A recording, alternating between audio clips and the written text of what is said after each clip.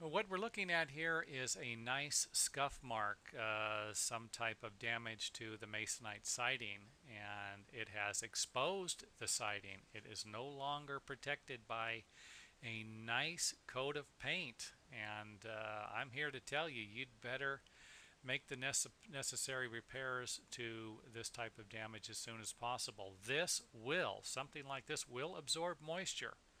And when you get enough moisture behind there, soaked into the siding, then you're realistically going to have to deal with the expansion of the product and, of course, the decay of the product. So again, realistically, if you have a painted building, you've painted the masonite building, you've got a pretty good idea what color it is, maybe even have some extra paint laying around. Do not mess around with this. Get this stuff fixed as soon as possible.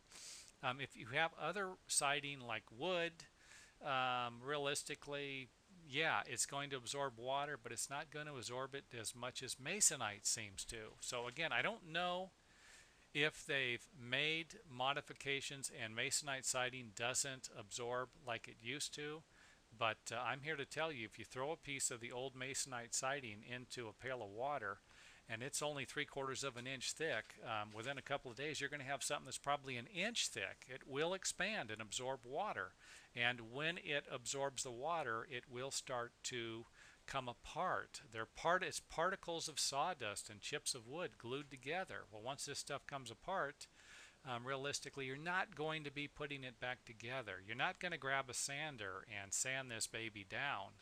Um, when realistically, all you needed to do was notice that some of the paint is chipped off or flaking and repaint it. So again, let's get this stuff fixed as soon as possible to protect your investment.